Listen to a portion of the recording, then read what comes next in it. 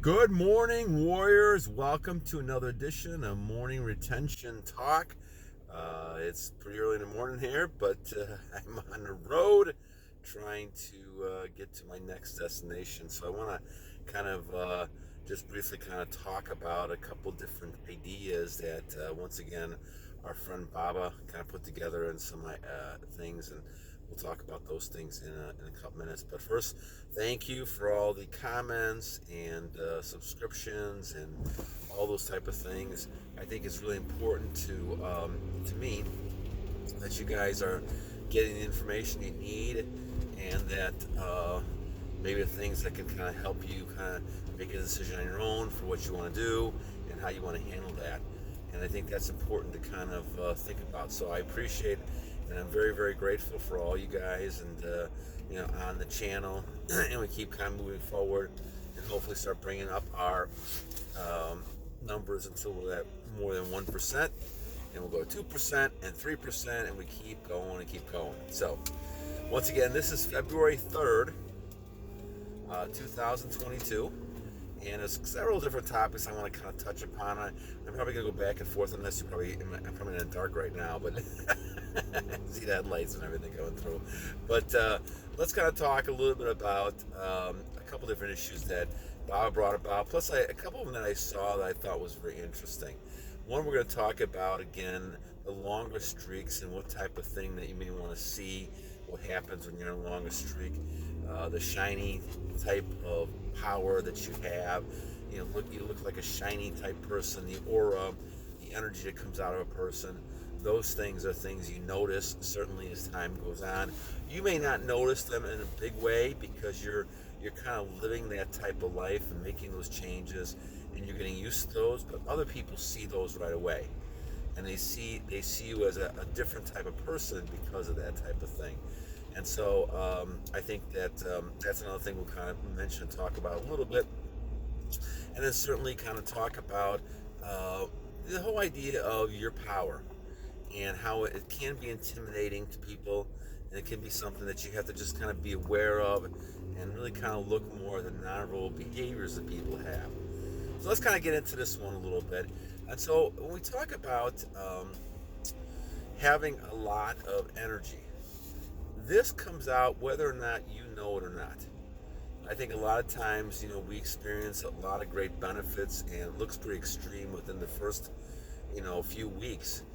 And then all of a sudden, we just don't notice anything after a while or we think we don't notice anything after a while because we've been doing it for a long time. And as you go into doing it for a long time, you become so accustomed to this that to you, it doesn't really seem like it's a big difference. But in reality, it is. In reality, it is really a huge difference. Because what ends up happening is other people see that. Now, you may notice some changes and things going better for you. You may notice other people are more attractive. You may notice your focus is better, those things. But you're not going to have necessarily a flat line because it is a flat line, but it's not a flat line, I guess. It's a flat line because you are not going to have those huge increases because you're so used to being a normal type of person. I can say that. A normal type of person doesn't have all these type of energy losses and things like that. And this is the thing that I think is really important to understand, that these are normal types of things. And when a person is functioning in a normal way, they don't lose energy like that. I mean, that's not something that's not even in the realm. I mean, it just has happened over a number of years because of all the persuading and brainwashing and all the types of ideas that this is something that you're missing out on if you didn't do it, or you're missing out on this type of thing, and all of a sudden this is what you have. And to me, this is the cause of a lot of the problems that we have. A lot of teenage pregnancy and a lot of cheating on people and all these kind of things, because people feel like they're missing out on something.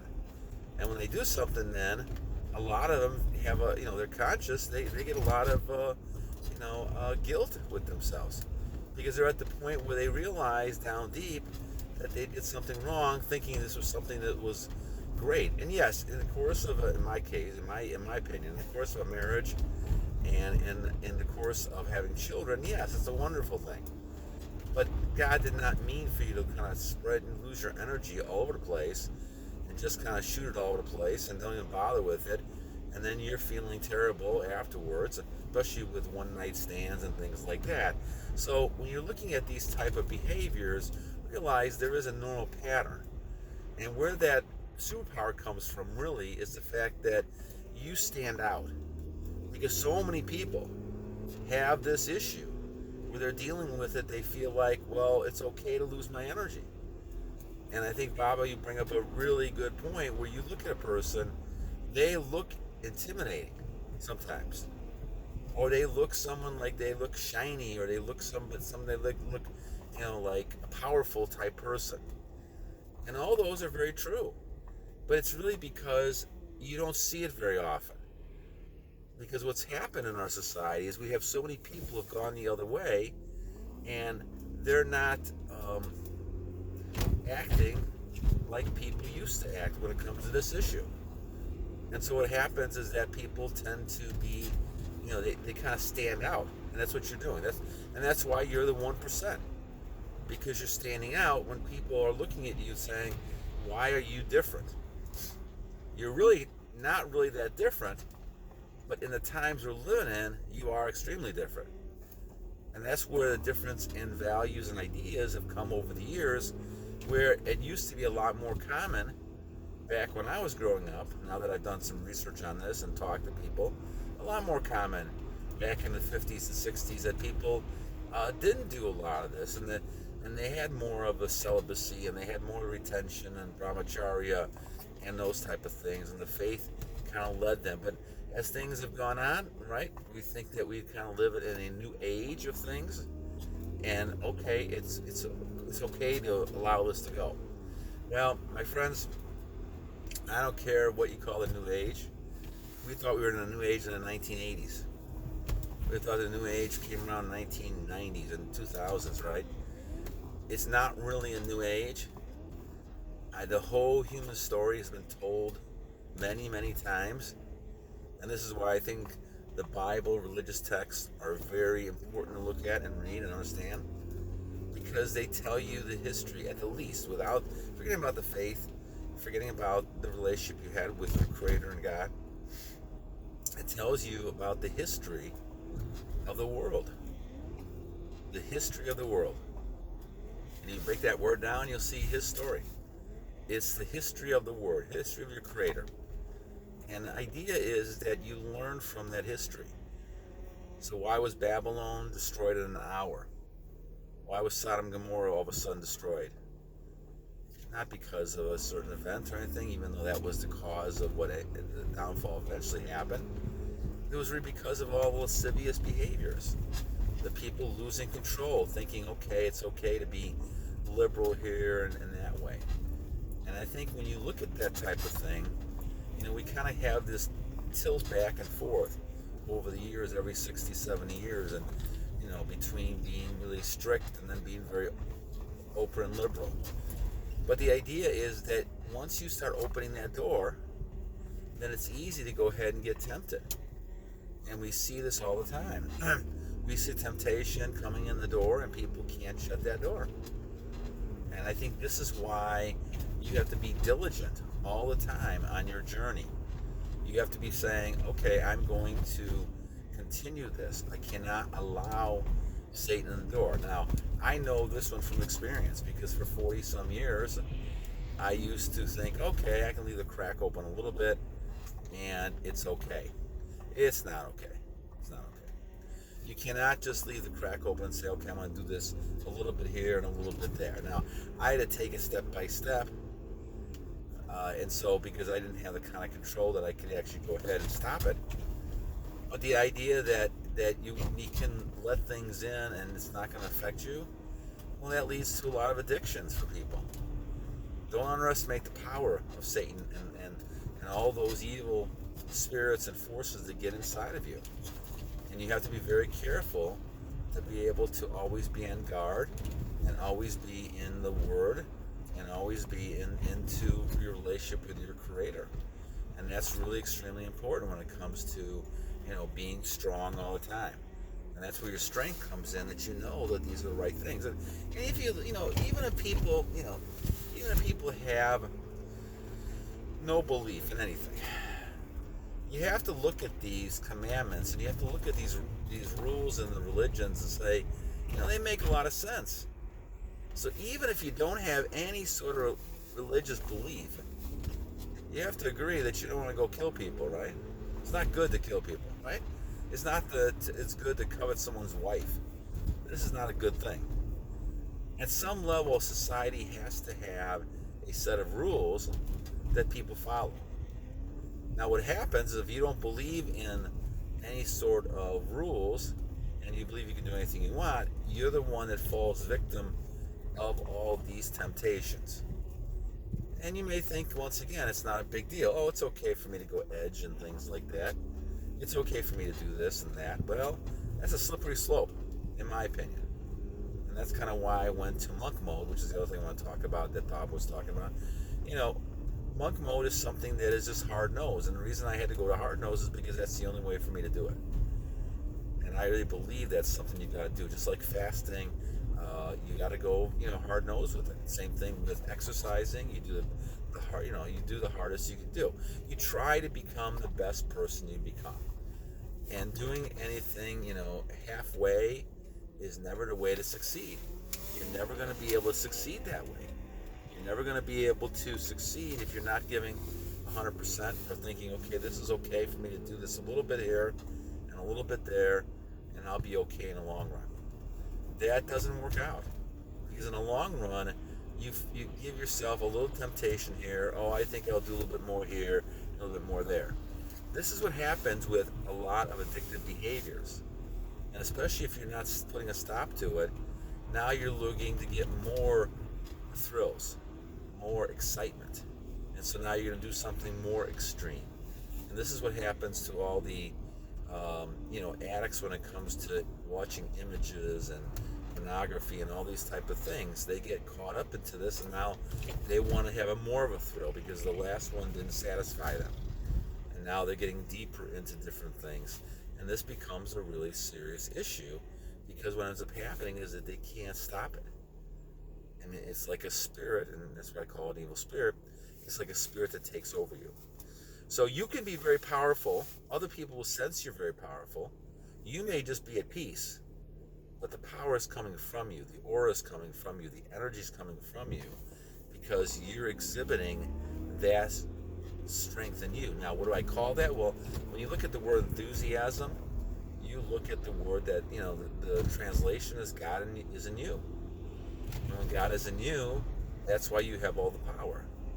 I believe that keeping energy and nutrients in your body allows God to work within you a lot better than if you didn't. If your body is always trying to continue to nourish itself and bring those nutrients in and create those type of things, well, then you're taking away from all the things you want. So I've never felt healthier in my life. I've never felt more energy in my life. I mean, I'm up at 4:30 in the morning here all the time, getting things done. And I think it's important to recognize that we have this type of energy, any one of us. And I'm 60 years old, so you guys, and ladies, I'm sorry, you guys and gals, you're at 20 some years old, a lot of you. So you have lots of amount of energy, but that doesn't mean that you're doing a lot with it. And that's what happens with a lot of people. I ran into a person yesterday about 20 years old, and he was going through what I was going through back in the old days.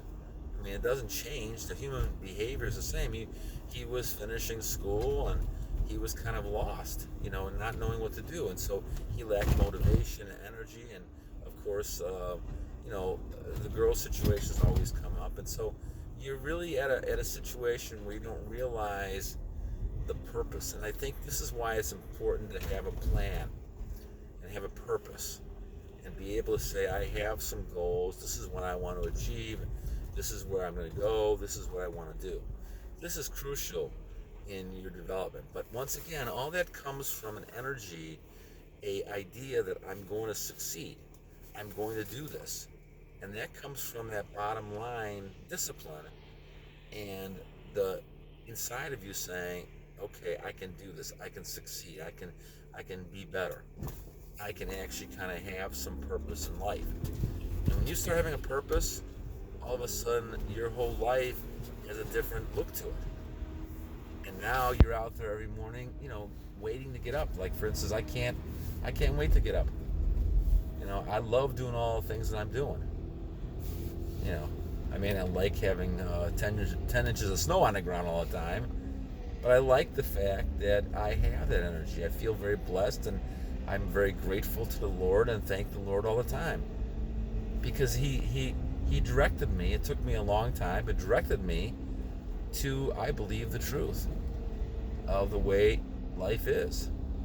And life is not sitting there and just wasting your energy having one night stands and trying to make as much money as you can and don't give a care about other people and helping people.